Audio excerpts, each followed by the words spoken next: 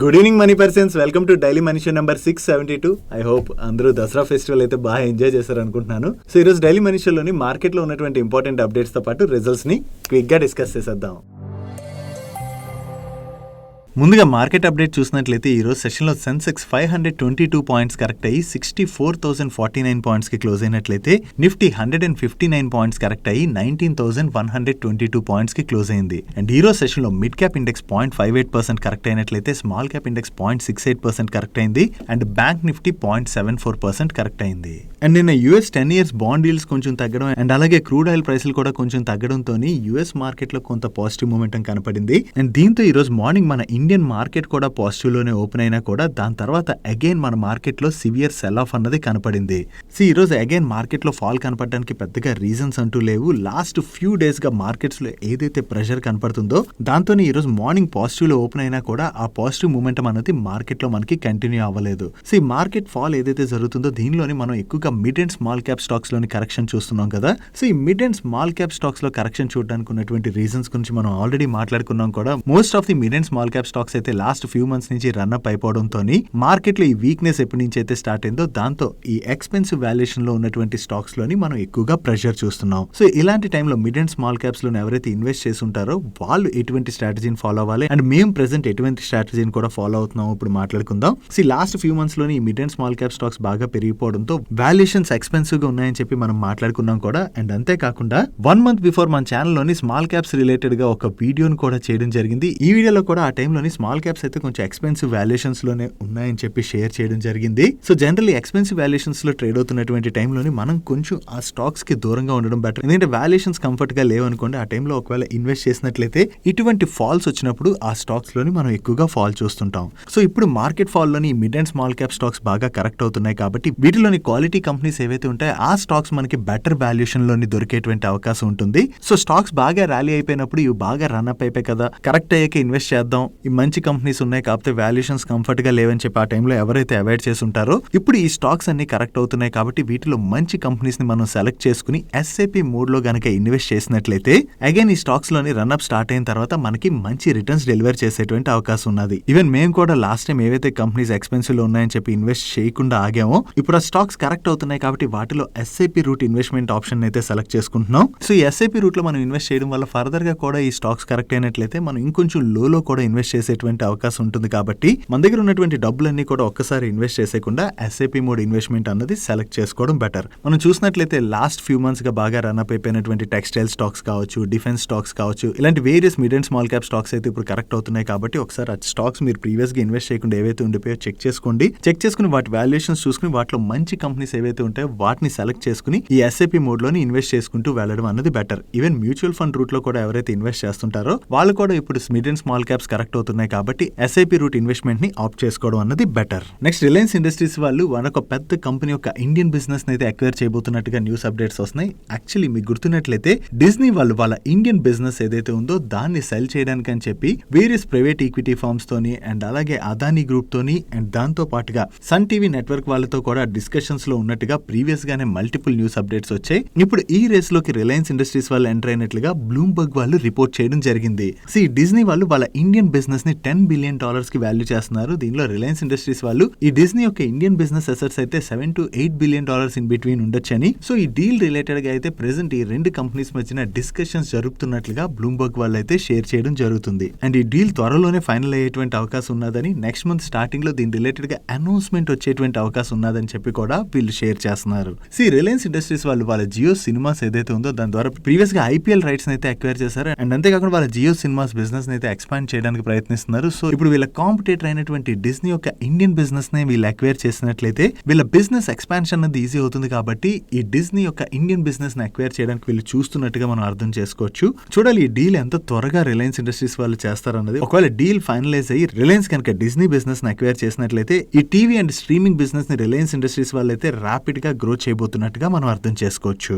Daily market లో వచ్చేటువంటి ఇటువంటి ఇంపార్టెంట్ అప్డేట్స్ ఏవైతే ఉంటాయో వాటిని మీతో డీటెయిల్ గా షేర్ చేయడానికి మన మనీ పర్స్ టీమ్ ఏవైతే ఎఫర్ట్స్ పెడుతుందో ఆ ఎఫర్ట్స్ కనుక మీకు హెల్ప్ఫుల్ అవుతున్నట్లయితే వీడియోని మర్చిపోకుండా లైక్ చేయడానికి ప్రయత్నించండి. నెక్స్ట్ ఈ రోజు మార్కెట్ క్లోజ్ అవడానికి half an hour before Adani auditors ఎవరైతే ఉంటారో ఈ అదానీ ఆడిటర్స్ అయినటువంటి ఈవై వాళ్ళపైన అకౌంటింగ్ రెగ్యులేటర్ అయినటువంటి ఎన్ఎఫ్ఆర్ఏ అంటే నేషనల్ ఫైనాన్స్ రిపోర్టింగ్ అథారిటీ వాళ్ళు ఒక ఎంక్వైరీ అయితే చేయబోతున్నట్లుగా బ్లూంబర్గ్ వాళ్ళు షేర్ చేస్తున్నారు. వీళ్ళ అదానీ గ్రూప్ లోని కొన్ని కంపెనీస్ కి అయితే అకౌంటింగ్ సర్వీసెస్ ఆఫర్ చేస్తున్నారు. ఈ అదానీ గ్రూప్ కి చెందినటువంటి కంపెనీస్ రిలేటెడ్ గా హిండెన్బర్గ్ వాళ్ళు అకౌంటింగ్ లోని వేరియస్ ఇష్యూస్ ఉన్నాయని చెప్పి కన్సర్న్స్ అయితే రైజ్ చేశారు కదా. మైట్ బి ఈ కన్సర్న్స్ ఏవైతే రైజ్ అయ్యాయో దాంతోనే ఎన్ఎఫ్ఆర్ఏ వాళ్ళు ఈ అదానీ ఆడిటర్స్ పైన ఈ ఎంక్వైరీ కండక్ట్ చేయబోతున్నట్లుగా అయితే ఈ న్యూస్ రిపోర్ట్స్ లో మెన్షన్ చేయడం జరిగింది. అండ్ అంతేకాకుండా ఈ అకౌంటింగ్ రెగ్యులేటర్ అయితే వెళ్ళి అదానీ గ్రూప్ కి చెందినటువంటి కొన్ని కంపెనీస్ యొక్క ఆడిటింగ్ రిలేటెడ్ గా ఫైల్స్ అండ్ కమ్యూనికేషన్స్ ఏవైతే ఉంటాయో వాటన్నిటిని కూడా సబ్మిట్ చేయాలని చెప్పి కూడా అడిగినట్లుగా వీళ్ళు షేర్ చేస్తున్నారు. ఈ అదానీ గ్రూప్ ఆడిటర్స్ పైన కూడా ఇప్పుడు ఎంక్వైరీ జరుగుతున్నదని చెప్పి న్యూస్ అయితే వస్తుంది కదా. ఈ అకౌంటింగ్ రెగ్యులేటర్ అసలు ఎంక్వైరీ ఎందుకు చేస్తున్నారు అండ్ ఈ ఎంక్వైరీ అన్నది ఎన్నాల్లో కంప్లీట్ అవుతుంది అండ్ దీనిలో ఎటువంటి విషయాలు బయటకు వస్తాయి అన్నది అయితే ఇప్పుడే చెప్పలేమని.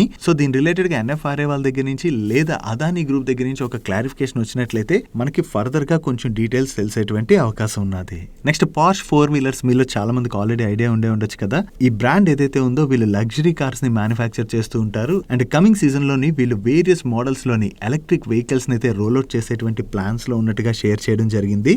బట్ కాకపోతే ఈ కంపెనీ యొక్క సీఈఓ మాట్లాడుతూ నెక్స్ట్ ఇయర్ లోని చైనీస్ ఎకానమీ అయితే ఛాలెంజెస్ ఫేస్ చేసేటువంటి అవకాశం ఉన్నదని చెప్పి కామెంట్ చేయడం జరిగింది. Mainly Chinese economy challenges face చేసినట్లయితే ఈ కార్ మేకర్స్ కి వచ్చేటువంటి ప్రాబ్లం ఏంటంటే అక్కడ కార్ సేల్స్ తగ్గుతాయి కదా, దాని వలన వీళ్ళ రెవెన్యూస్ పైన డైరెక్ట్ గా ఇంపాక్ట్ పడుతుంది. దాంతోనే నెక్స్ట్ ఇయర్ లో చైనీస్ ఎకానమీ స్లో డౌన్ అవ్వచ్చని దాని వలన వీళ్ళ పైన అయితే ఇంపాక్ట్ పడచ్చు అన్నట్టుగా ఈయన కామెంట్ చేశారు. దీని వలన ఒక రకంగా టాటా మోటార్స్ పైన కూడా ఇంపాక్ట్ పడేటువంటి అవకాశం ఉన్నది. ఎందుకంటే టాటా మోటార్స్ వాళ్ళు వాళ్ళ jaguar and land rover models ఏవైతే ఉంటాయో వీటిని చైనాలో సేల్ చేస్తుంటారు. ఒకవేళ చైనీస్ ఎకానమీ గనక స్ట్రగుల్ అయినట్లయితే చైనాలోని వీళ్ళ జేఎల్ఆర్ సేల్స్ అయితే ఇంపాక్ట్ అవ్వచ్చు కదా. ఒకవేళ వీళ్ళ జేఎల్ఆర్ సేల్స్ ఇంపాక్ట్ అయినట్లయితే దాని వలన టాటా మోటార్స్ పైన ప్రెషర్ పడుతుంది. కాబట్టి ఇది టాటా మోటార్స్ రిలేటెడ్ గా కూడా మనం ఒక రకంగా నెగిటివ్ గానే అర్థం చేసుకోవచ్చు. ఈ న్యూస్ ఎప్పుడైతే బయటకు వచ్చిందో దాంతోని అండ్ అలాగే ఈ రోజు మార్కెట్ కూడా ఆల్మోస్ట్ నెగిటివ్ లో ఉండడంతో టాటా మోటార్ స్టాక్ లో అయితే మనం ప్రెషర్ చూసాం. నెక్స్ట్ కార్ ట్రేడ్ వాళ్ళు ఓఎల్ఎక్స్ ని అక్వైర్ చేసినట్టుగా అప్డేట్ అయితే మనందరికి ఐడియా ఉన్నది కదా. ఈ ఓఎల్ఎక్స్ వాళ్ళ C2B బిజినెస్ అంటే కన్స్యూమర్ టు బిజినెస్ ఆపరేషన్స్ ఏవైతే ఉన్నాయో వీటినైతే వీళ్ళు షట్ డౌన్ చేస్తున్నట్టుగా అనౌన్స్ చేశారు. దీనికి రీజన్ ఏంటంటే ఈ బిజినెస్ యొక్క యూనిట్ ఎకనామిక్స్ రిలేటెడ్ గా ఏవైతే ఛాలెంజెస్ ఉన్నాయో ఆ ఛాలెంజెస్ ని కన్సిడర్ చేసిన తర్వాత ఈ బిజినెస్ ని కంటిన్యూ చేసినట్లయితే వీళ్ళకి దాని వల్ల పెద్దగా బెనిఫిట్ ఉండదు. కాబట్టి దీన్ని అయితే వీళ్ళు షట్ డౌన్ చేస్తున్నట్లుగా ఈ బిజినెస్ ని షట్ డౌన్ చేయడం వల్ల ఇక్కడ హ్యూమన్ రిసోర్స్ అంటే ఎంప్లాయ్ ఎక్స్పెన్సెస్ అవి ఏవైతే ఉంటాయో అవి అండ్ అలాగే అడ్మినిస్ట్రేటివ్ కాస్ట్ కూడా వీళ్ళ పైన తగ్గుతుందని చెప్పి వీళ్ళు షేర్ చేయడం జరిగింది. బట్ కాకపోతే ఈ బిజినెస్ రిలేటెడ్ గా వీళ్ళు అదర్ ప్లేయర్స్ తోని పార్ట్నర్షిప్ రిలేటెడ్ గా ఉన్నటువంటి ఆప్షన్స్ అయితే ఎక్స్ప్లోర్ చేస్తున్నట్టుగా షేర్ చేయడం జరిగింది. ఈ బిజినెస్ లో ఉన్నటువంటి ఛాలెంజెస్ వలన వీళ్ళకి బెనిఫిట్ రాదు. కాబట్టి ఈ బిజినెస్ లో ఉన్నటువంటి ఎక్స్పెన్సెస్ అయితే వీళ్ళు తగ్గించుకోవడానికి ఈ బిజినెస్ ని షట్ డౌన్ చేస్తున్నామని అనౌన్స్ చేయడం కార్ ట్రేడ్ రిలేటెడ్ గా పాజిటివ్. కాబట్టి ఈ రోజు మార్కెట్ నెగిటివ్ లో ఉన్నా కూడా కార్ ట్రేడ్ స్టాక్ నియర్లీ 6% పెరిగింది. నెక్స్ట్ అమ్యూజ్మెంట్ పార్క్స్ బిజినెస్ చేసేటువంటి వండర్లా వాళ్ళ రిలేటెడ్ గా కూడా ఒక పాజిటివ్ అప్డేట్ ఉన్నది. ఈ వండర్లా వాళ్ళ చెన్నై ప్రాజెక్ట్ ఏదైతే ఉందో ఇది చాలా రోజుల నుంచి వేరియస్ అప్రూవల్స్ అవి పెండింగ్ లో ఉండడం వలన డిలే అవుతూ వస్తుంది. ఇప్పుడు తమిళనాడు గవర్నమెంట్ దగ్గర నుంచి వీళ్ళకి కావాల్సినటువంటి అన్ని అప్రూవల్స్, క్లియరెన్సెస్ అండ్ ఎన్ఓసిస్ కూడా వచ్చేసాయని దీంతో ఈ ప్రాజెక్ట్ యొక్క కన్స్ట్రక్షన్ అయితే వీళ్ళు స్టార్ట్ చేసినట్టుగా అప్డేట్ చేస్తున్నారు. చెన్నై లాంటి మెట్రో సిటీస్ ఏవైతే ఉంటాయో అక్కడ ఉన్నటువంటి పీపుల్ ఎక్కువగా ఇటువంటి అమ్యూజ్మెంట్ పార్క్స్ కి అది వెళ్ళడానికి ఇష్టపడుతుంటారు. కాబట్టి ఈ చెన్నై దగ్గరలో ఉన్నటువంటి ఈ ప్రాజెక్ట్ కంప్లీట్ అయినట్లయితే అది వండర్లా వాళ్ళకి చాలా పాజిటివ్ కానున్నది. బట్ కాకపోతే చాలా రోజుల నుంచి పెండింగ్ లో అయితే వస్తుండడం వండర్లా వాళ్ళకి అయితే అదొక ప్రెషర్ లా క్రియేట్ అయింది. ఇప్పుడు వాళ్ళకి రావాల్సినటువంటి అప్రూవల్స్ అన్ని వచ్చేసాయి. కాబట్టి ఈ ప్రాజెక్ట్ కన్స్ట్రక్షన్ కనుక కంప్లీట్ అయినట్లయితే దాని ద్వారా కూడా వీళ్ళకి అడిషనల్ బిజినెస్ జనరేట్ అవుతుంది. కాబట్టి ఇది వండర్లా రిలేటెడ్ గా మనం పాజిటివ్ గా అర్థం చేసుకోవచ్చు. వండర్లా వాళ్ళ దగ్గర నుంచి అనౌన్స్మెంట్ రావడంతోనే ఈ రోజు సెషన్ లో వండర్లా స్టాక్ నియర్లీ 6% పెరిగింది. నెక్స్ట్ వోడాఫోన్ ఐడియా వాళ్ళ రిలేటెడ్ గా కూడా ఒక పాజిటివ్ అప్డేట్ సర్క్యులేట్ అవుతున్నది. ఈ వోడాఫోన్ ఐడియా వాళ్ళ బిజినెస్ ని కంటిన్యూ చేయడానికి వీళ్ళు వేరియస్ రూట్స్ లోని ఫండ్ రైజ్ చేయడానికి అయితే ట్రై చేస్తున్నారు. ఈవెన్ వీళ్ళు ఫండ్ రైజ్ చేయడానికి అండ్ లోన్స్ కోసం బ్యాంక్స్ దగ్గరికి వెళ్ళినప్పుడు బ్యాంక్స్ ఏం చెప్తున్నాయంటే వీళ్ళ ప్రమోటర్స్ కొంత ఫండ్ ఇన్ఫ్యూజ్ చేసినట్లయితే అప్పుడు లోన్స్ గురించి ఆలోచిస్తామని చెప్పి బ్యాంక్స్ దగ్గర నుంచి వీళ్ళకి రిప్లైస్ రావడం జరిగింది. దీంతో ఈ వోడాఫోన్ ఐడియా యొక్క వన్ ఆఫ్ ది ప్రమోటర్ అయిన ఆదిత్య బిర్లా గ్రూప్ వాళ్ళు వోడాఫోన్ ఐడియాలోని క్యాపిటల్ ఇన్ఫ్యూజ్ చేయొచ్చు అని చెప్పి చాలా రోజుల నుంచి న్యూస్ నడుస్తుంది. ఇప్పుడు ఎకనామిక్ టైమ్స్ వాళ్ళు ఏం చెప్తున్నారంటే ఈ వోడాఫోన్ ఐడియాలోని ఆదిత్య బిర్లా గ్రూప్ వాళ్ళు 8,000 కోట్ల వరకు క్యాపిటల్ ఇన్ఫ్యూజ్ చేసేటువంటి అవకాశం ఉన్నదని చెప్పి వీళ్ళ సోర్సెస్ ద్వారా తెలిసినటువంటి ఇన్ఫర్మేషన్ ని వీళ్ళు షేర్ చేస్తున్నారు. కాకపోతే వోడాఫోన్ ఐడియా దగ్గర నుంచి ఇంకా దీని రిలేటెడ్ గా ఎటువంటి అఫీషియల్ కమ్యూనికేషన్ రాలేదు. చూడాలి త్వరలో వోడాఫోన్ ఐడియా దగ్గర నుంచి దీని రిలేటెడ్ గా ఏమైనా అనౌన్స్మెంట్ వస్తుందేమో. Next iron ore pellets and iron ore mining services offer చేసేటువంటి గోదావరి పవర్ అండ్ డిస్పాచ్ వాళ్ళ దగ్గర నుంచి ఒక అనౌన్స్మెంట్ వచ్చింది. వీళ్ళ బోర్డు అయితే ఈ నవంబర్ 3 రోజున మీట్ అయ్యి ఇప్పుడు Q2 ఫైనాన్షియల్ రిజల్ట్స్ నడుస్తున్నాయి కదా, సో వీళ్ళ ఫైనాన్షియల్ రిజల్ట్స్ అనౌన్స్ చేయబోతున్నారు. అండ్ దీంతో పాటు ఫేస్ వాల్యూ 5 గా ఉన్నటువంటి వీళ్ళ స్టాక్ స్ప్లిట్ ని కూడా కన్సిడర్ చేయబోతున్నట్టుగా వీళ్ళు అనౌన్స్ చేయడం జరిగింది. సో వీళ్ళు ఏ రేషియోలో స్టాక్ స్ప్లిట్ చేస్తారన్నది మనకి నవంబర్ 3 రోజున తెలుస్తుంది. వీళ్ళ దగ్గర నుంచి పాజిటివ్ కార్పొరేట్ యాక్షన్ అనౌన్స్మెంట్ రావడంతోనే ఈరోజు మార్నింగ్ నుంచి మనకి గోదావరి పవర్ స్టాక్ లో స్లైట్ గా పాజిటివ్ మూమెంటం కనపడింది. Next renewable energy solutions offer చేసేటువంటి కేపీఐ గ్రీన్ ఎనర్జీ వాళ్ళకి కొత్తగా 4.2 megawatt hybrid power project related గా టెక్స్టైల్ సెక్టర్ కంపెనీ అయినటువంటి సస్టైనబుల్ స్పిన్నింగ్ అండ్ కమోడిటీస్ అనేటువంటి కంపెనీ నుంచి అయితే వీళ్ళు ఆర్డర్ విన్ అయ్యారు. అండ్ ఈ ఆర్డర్ లో భాగంగా ఫైనాన్షియల్ ఇయర్ 23-24 ఎండింగ్ కల్లా కూడా ఈ ప్రాజెక్ట్ ని వీళ్ళు కంప్లీట్ చేయబోతున్నట్టుగా అనౌన్స్ చేయడం జరిగింది. సో వీళ్ళకి కొత్తగా ఈ ఆర్డర్ వచ్చిందన్న అప్డేట్ తోనే ఈ రోజు సెషన్ లో మనకి కేపీఐ గ్రీన్ ఎనర్జీ స్టాక్ లో పాజిటివ్ మూమెంటం కనపడింది. Next steel and aluminium industries కి కావాల్సినటువంటి cold rolling mills solutions offer చేసేటువంటి జాన్ కాక్రిల్ వాళ్ళకి థిన్ ప్లేట్ ఇండియా లిమిటెడ్ ఉన్నది కదా, ఈ కంపెనీ దగ్గర నుంచి అప్రాక్సిమేట్లీ 280 crores వర్త్ ఆర్డర్ వచ్చింది. ఈ ఆర్డర్ లో భాగంగా వీళ్ళు థిన్ ప్లేట్ ఇండియా లిమిటెడ్ వాళ్ళ జంషెడ్పూర్ ప్లాంట్ ఏదైతే ఉందో ఈ ప్లాంట్ కి కావాల్సినటువంటి డిజైన్ ఇంజనీరింగ్ సర్వీస్ తో పాటు ప్లాంట్ ఎక్విప్మెంట్స్ ని కూడా సప్లై చేయబోతున్నారు. అండ్ ఇవన్నీ కూడా వీళ్ళు నెక్స్ట్ 28 months లో సప్లై చేయవలసి ఉన్నది. Next end to end solar energy solutions offer చేసేటువంటి జెన్సాల్ ఇంజనీరింగ్ స్టాక్లో ఈరోజు మార్నింగ్ నుంచి మనకు పాజిటివ్ మూమెంటం కనపడింది కదా. దీనికి రీజన్ ఏంటంటే ఈ జెన్సాల్ ఇంజనీరింగ్ వాళ్ళకి మహారాష్ట్ర స్టేట్ పవర్ జనరేషన్ వాళ్ళ దగ్గర నుంచి అప్రాక్సిమేట్లీ 301 crores వర్త్ ఆర్డర్ వచ్చింది. ఈ ఆర్డర్లో భాగంగా వీళ్ళు మహారాష్ట్ర అలోక్లోని 62 megawatt solar grid power plant ని సెటప్ చేయడంతో పాటు కమిషన్ చేయబోతున్నారు. అండ్ ఈ ఆర్డర్ వీళ్ళు నెక్స్ట్ 12 months లో కంప్లీట్ చేయవలసి ఉన్నది. సో వీళ్ళు 301 crores వర్త్ ఆర్డర్ విన్ అయ్యారన్న అప్డేట్ తోనే ఈ రోజు సెషన్ లో మనకి జెన్సాల్ ఇంజనీరింగ్ స్టాక్ లో పాజిటివ్ మూమెంటం కనపడింది. Next casino and online gaming services offer చేసేటువంటి డెల్టా కార్ప్ వాళ్ళు ప్రెసెంట్ ఫేస్ చేస్తున్నటువంటి ఇష్యూ గురించి మనం ప్రీవియస్ గా మాట్లాడుకున్నాం కదా. ఒకవేళ ఈ ఇష్యూ ఎవరికైనా ఐడియా లేనట్లయితే వాళ్ళకి కొంచెం సింపుల్ గా ఎక్స్ప్లెయిన్ చేస్తాను. వీళ్ళపైన ప్రీవియస్ గా హైదరాబాద్ జిఎస్టీ కౌన్సిల్ వాళ్ళు దగ్గర 16,000 కోట్ల వరకు జిఎస్టీ డిమాండ్ ని రైజ్ చేయడం జరిగింది. దాని తర్వాత కోల్కతా జిఎస్టీ కౌన్సిల్ వాళ్ళు కూడా వీళ్ళపైన 6,000 కోట్ల వరకు జిఎస్టీ డిమాండ్ అయితే రైజ్ చేశారు. సో కంపెనీ ఇంత జిఎస్టీ పే చేయాలంటే అది కంపెనీ రిలేటెడ్ గా చాలా పెయిన్ కదా. సో ఈ జిఎస్టీ డిమాండ్స్ రైజ్ అయిన దగ్గర నుంచి మనకి డెల్టా కార్ప్ స్టాక్ లో అయితే కంటిన్యూస్ గా ప్రెషర్ కనబడుతుంది. అండ్ ఆ టైంలో కంపెనీ ఏం చెప్పిందంటే వీళ్ళపైన ఏదైతే ఈ జిఎస్టీని విధించారో అది కరెక్ట్ కాదని, దీనిపైన వీళ్ళైతే ఫైట్ చేస్తామని కూడా అనౌన్స్ చేశారు. సో దీనిలో భాగంగానే ఇప్పుడు వీళ్ళు కోర్ట్స్ అయితే అప్రోచ్ అవడం జరిగింది. సో దీంతో ఇప్పుడు బొంబై హైకోర్టు వాళ్ళు ప్రెసెంట్ కోర్టులో హీరింగ్ నడుస్తున్నదని ఈ కేసు రిలేటెడ్ గా, సో కోర్టు నుంచి ఫైనల్ వర్డిక్ట్ వచ్చే వరకు కూడా జిఎస్టీ కౌన్సిల్ వాళ్ళు ఆ జిఎస్టీ పేమెంట్ అయితే వీళ్ళని అడగకూడదని చెప్పి స్టే విధించడం జరిగింది. సో బొంబై కోర్టు నుంచి స్టే ఆర్డర్ వచ్చింది కాబట్టి అది డెల్టా కార్ప్ కి కొంత రిలీఫ్ అవుతుంది. దాంతో ఈ రోజు సెషన్ లో మనం డెల్టా కార్ప్ స్టాక్ లో కొంచెం పాజిటివ్ మూమెంటం చూసాం. కాకపోతే ఇక్కడ ఇన్వెస్టర్స్ అయితే ఒకటి గుర్తుపెట్టుకోవాలి, ప్రెసెంట్ వచ్చింది స్టే ఆర్డర్ మాత్రమే. ఫైనల్లీ కోర్ట్స్ నుంచి ఎటువంటి వర్డిక్ట్ వస్తుంది అన్నది ఈ డెల్టా కార్ప్ రిలేటెడ్ గా చాలా ఇంపార్టెంట్. ఒకవేళ కోర్ట్స్ జిఎస్టీ వీళ్ళు పే చేయని అవసరం లేదని తీర్పిచ్చినట్లయితే అది డెల్టా కార్ప్ కి పాజిటివ్ అవుతుంది. ఆ టైంలో స్టాక్ లో పాజిటివ్ మూమెంటం చూడొచ్చు. అలా కాకుండా కోర్టులో వర్డిక్ట్ కనుక డెల్టా కార్ప్ కి అగెనిస్ట్ గా కనుక వచ్చినట్లయితే ఆ టైంలో మనం స్టాక్ లో ఫర్దర్ గా కూడా ప్రెషర్ చూసేటువంటి అవకాశం ఉంది. నెక్స్ట్ D-Mart వాళ్ళు కంటిన్యూస్ గా వాళ్ళ స్టోర్ ఎక్స్పాన్షన్ చేసుకుంటూ వెళ్తున్నారు కదా. దీనిలో భాగంగా వీళ్ళు వేరియస్ సిటీస్ లో కొత్త స్టోర్స్ అయితే ఓపెన్ చేస్తున్నారు. ఇప్పుడు వీళ్ళు వైజాగ్ కంచరపాలెంలోని కొత్తగా ఒక న్యూ స్టోర్ ను ఓపెన్ చేసినట్టుగా అనౌన్స్ చేశారు. దీంతో వీళ్ళ స్టోర్ కౌంట్ 337 కి పెరిగింది. సో మీలో వైజాగ్ నుంచి ఎంతమంది ఉన్నారు అండ్ ఎస్పెషల్లీ కంచరపాలెం నుంచి ఎంతమంది ఉన్నారు మీరైతే కింద కామెంట్ సెక్షన్ లో కామెంట్ చేయడానికి ప్రయత్నించండి. సో మీకైతే ఇప్పుడు దగ్గరలోనే D-Mart స్టోర్ ఓపెన్ అయింది. నెక్స్ట్ ఎయిర్పోర్ట్స్లోని లాంచ్ సర్వీసెస్ ఆఫర్ చేసేటువంటి డ్రీమ్ ఫోక్స్ వాళ్ళ నెంబర్స్ వచ్చాయి. యాక్చువల్లీ లాస్ట్ క్వార్టర్లోని వీళ్ళు కొంత వీక్ నెంబర్స్ని పోస్ట్ చేశారు అండ్ అలాగే గైడెన్స్ కూడా వీక్గా ఇవ్వడంతో ఆ టైంలో మనం స్టాక్లో కూడా ప్రెషర్ చూసాం. ఈ క్వార్టర్లో వీళ్ళ నెంబర్స్ ఎలా ఉన్నాయి మనం ఇప్పుడు చూద్దాం. లాస్ట్ ఇయర్ సేమ్ క్వార్టర్తో కంపేర్ చేస్తే ఈ క్వార్టర్లోని వీళ్ళ ఆపరేటింగ్ రెవెన్యూలో 64.95% గ్రోత్ డెలివర్ చేసినట్లయితే ఎబిటాలో 21.55% గ్రోత్ డెలివర్ చేశారు అండ్ ప్యాట్లోని 18.92% గ్రోత్ డెలివర్ చేశారు. ఇయర్ ఆన్ ఇయర్ బేసిస్ లో నెంబర్స్ లో అయితే మంచి గ్రోత్ డెలివర్ చేశారు, కానీ వీళ్ళ ఎబిటా మార్జిన్స్ లోను ప్యాట్ మార్జిన్స్ లోను మనకి డ్రాప్ కనిపిస్తుంది. ఈవెన్ ప్రీవియస్ క్వార్టర్ తో కంపేర్ చేసిన వీళ్ళ ఆపరేటింగ్ రెవెన్యూలో 6% గ్రోత్ డెలివర్ చేసినట్లయితే ఎబిటాలో 37.4% గ్రోత్ డెలివర్ చేశారు అండ్ ప్యాట్ లోని 36.43% గ్రోత్ డెలివర్ చేయడం జరిగింది. And quarter on quarter basis లో వీళ్ళ ఎబిటా మార్జిన్స్ లోను ప్యాట్ మార్జిన్స్ లోను మనకి ఇంప్రూవ్మెంట్ కనిపిస్తుంది. ఇక్కడ ఇయర్ ఆన్ ఇయర్ బేసిస్ లోని వీళ్ళ మార్జిన్స్ కరెక్ట్ అయ్యాయి కదా. దానికి రీజన్ ఏంటంటే లాస్ట్ క్వార్టర్ అప్పుడే వీళ్ళ మేనేజ్మెంట్ కామెంట్ చేస్తూ కార్డ్ ప్రీవియస్ గా పే చేసే దానికన్నా కూడా ఇప్పుడు పేమెంట్స్ తగ్గించాయని, సో దాని వల్లనే వీళ్ళ మార్జిన్స్ అయితే ఇంపాక్ట్ అయినట్టుగా కామెంట్ చేయడం జరిగింది. మైట్ బి అదే రీజన్ తోని లాస్ట్ క్వార్టర్ తో మనం కంపేర్ చేస్తే ఈ క్వార్టర్ లోని వీళ్ళ మార్జిన్స్ ఇంపాక్ట్ అయినట్టుగా కనిపిస్తుంది. బట్ ప్రీవియస్ క్వార్టర్ తో కంపేర్ చేస్తే మాత్రం ఈ క్వార్టర్ లో వీళ్ళ మార్జిన్స్ అయితే ఇంప్రూవ్ అయ్యాయి. ఓవరాల్ గా ఎక్స్పెక్టెడ్ కన్నా డ్రీమ్ ఫోక్స్ వాళ్ళు బెటర్ నెంబర్స్ ని పోస్ట్ చేయడంతో అప్పటి వరకు బాగా నెగిటివ్ లో ట్రేడ్ అవుతున్నటువంటి స్టాక్ ఒకసారి పాజిటివ్ లోకి మూవ్ అయింది.